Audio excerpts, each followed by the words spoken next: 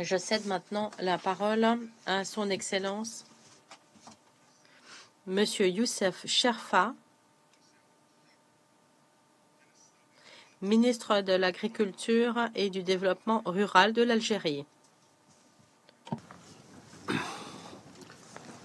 سيد الرئيس Monsieur le Président, Excellences, Mesdames et Messieurs,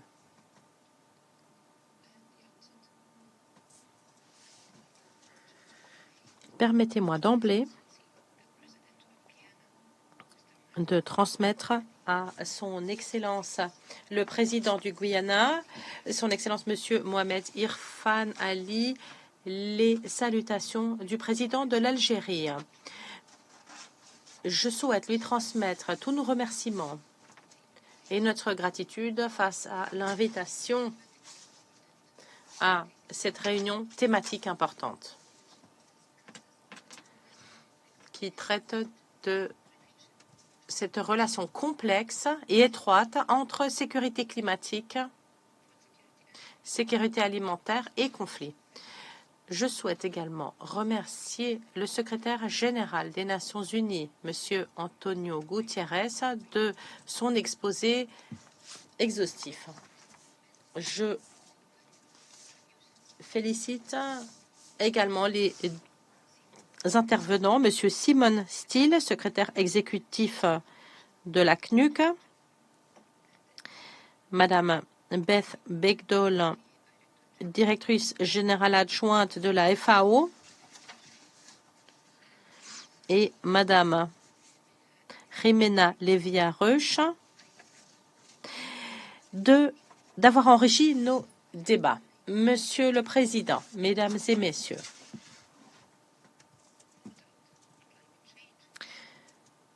de toute évidence, les changements climatiques ont un effet de multiplication des risques, en multipliant les menaces que connaissent nos États à divers degrés. L'augmentation des températures, la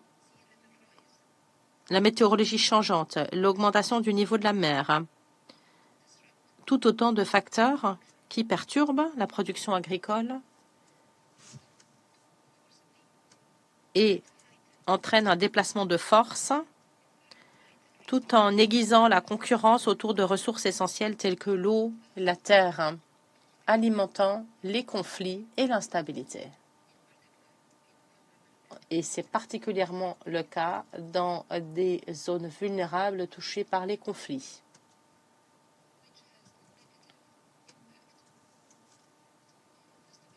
Tous ces éléments ont un effet négatif sur la sécurité et la stabilité des pays du Sud et ne fait qu'aggraver les disparités. Nos pays visent à trouver des solutions concrètes en vue d'apporter des solutions aux questions alimentaires et des changements climatiques en lien avec les besoins liés au développement durable et pour empêcher nos communautés de sombrer dans la crise.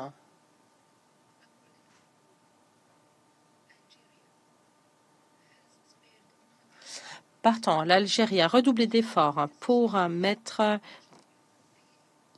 en place toutes les conditions favorables au développement et à la durabilité des systèmes alimentaires nationaux et du secteur agricole. Tout cela est rendu possible grâce au secteur stratégique, à la création des énergies renouvelables dans la production agricole et au développement de ressources génétiques et de cultures résilientes.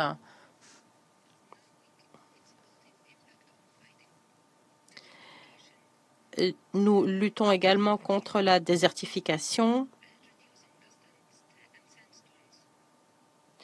et à la prévention des tempêtes de sable. Tout cela permet à son tour de réduire les émissions de CO2 et de favoriser l'adaptation au changement climatique. Monsieur le Président, Mesdames et Messieurs,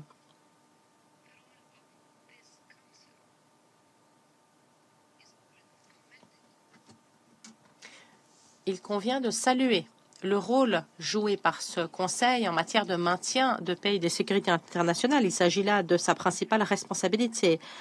En organisant des débats thématiques d'une si grande importance, le Conseil attire l'attention sur ces questions et tire la sonnette d'alarme face à certains problèmes qui menacent la paix, la stabilité et la sécurité internationale.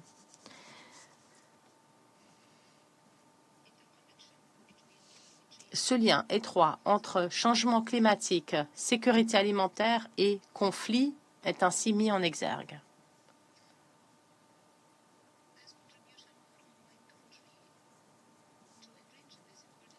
En guise de contribution de mon pays à ce débat riche, je souhaite proposer des mesures suivantes. Tout d'abord, les mécanismes de prévention et de règlement des conflits s'imposent. Il convient de prendre des mesures actives pour prévenir les conflits et s'attaquer aux causes profondes des conflits.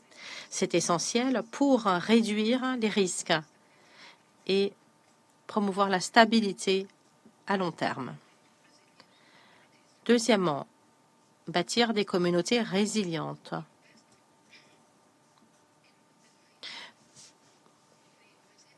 Nous devons investir dans le renforcement de la résilience de nos sociétés et des systèmes écologiques face aux effets du changement climatique. Il convient à cet effet de favoriser des pratiques agricoles pérennes et de promouvoir la préservation de l'eau, ainsi que de privilégier la bonne gestion des ressources naturelles. Troisièmement, il convient de s'attaquer aux causes profondes de l'insécurité alimentaire en diagnostiquant et en identifiant les faiblesses et les déséquilibres des systèmes de production et la chaîne logistique, tout en s'attaquant de manière collective aux causes profondes, notamment en mettant en place un développement économique exhaustif, en réduisant la pauvreté, les inégalités et en promouvant la bonne gouvernance.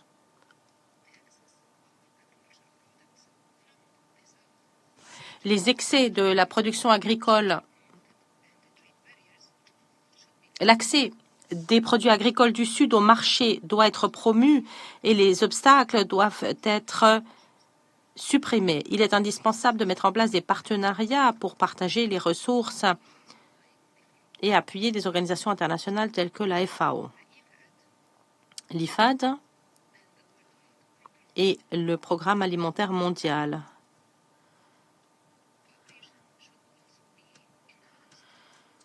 Il convient également de renforcer la coopération autour des stratégies d'adaptation au changement climatique. Cinquièmement, il convient de mettre en place des mécanismes permettant d'aider les pays en développement, plus particulièrement, à recevoir un soutien financier suffisant et adéquat. Sixièmement, promouvoir l'innovation, la recherche scientifique et le développement dans le domaine de l'agriculture, notamment s'agissant d'alertes précoces et de questions climatiques. Monsieur le Président, Mesdames et Messieurs, l'Algérie est fermement convaincue que la meilleure solution pour réagir au changement climatique et à l'insécurité alimentaire et à l'instabilité qui frappe le monde,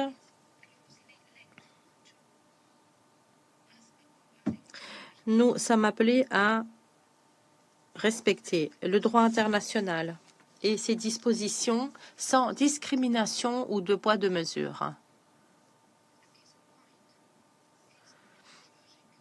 Preuve en est la situation tragique dans laquelle se trouve la population de Gaza. Cela fait plus de 5 mois qu'ils font l'objet de bombardements constants, voyant toute leur installation essentielle détruite par la puissance occupante.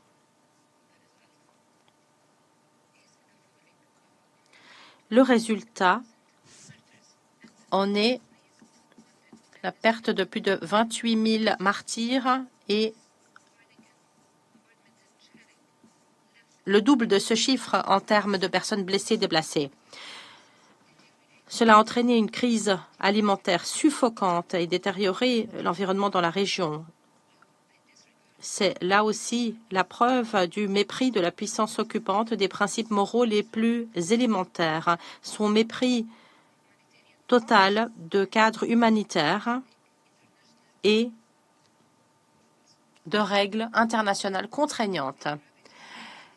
Sans compter la gravité de cette situation, la communauté internationale reste les bras ballants face à ces violations flagrantes. Au lieu de mettre un terme à cette agression sioniste qui inflige des souffrances indicibles à la population, à la nature, à l'environnement, l'une des agences humanitaires les plus importantes de l'ONU fait l'objet d'une campagne de diffamation dont l'objectif est de saper sa crédibilité pour tarir ses sources de financement indispensables pour satisfaire aux besoins les plus essentiels de la population. Dans ce contexte, l'Algérie demande à la communauté internationale et en particulier à ce Conseil, à l'aune de ses larges pouvoirs qui lui sont confiés par la Charte des Nations Unies en matière de paix et de sécurité internationale, d'assumer ses responsabilités, de mettre un terme immédiat aux souffrances du peuple palestinien et d'améliorer la situation humanitaire à Gaza, tout en veillant à garantir l'acheminement suffisant et immédiat d'aide humanitaire aux personnes qui sont dans le besoin. En conclusion, permettez-moi de rappeler une fois encore que le changement climatique, l'insécurité alimentaire et les difficultés liées au conflit exigent un engagement ferme et des actions concertées de la part de tous les pays. De notre côté, en tant que membre responsable de la communauté internationale, l'Algérie reste disposée à contribuer aux efforts collectifs pour protéger la paix, la sécurité et la prospérité pour toutes et tous. Je vous remercie de votre attention. I thank His Excellency. Je remercie Son Excellence, Monsieur Sherfa, de son intervention.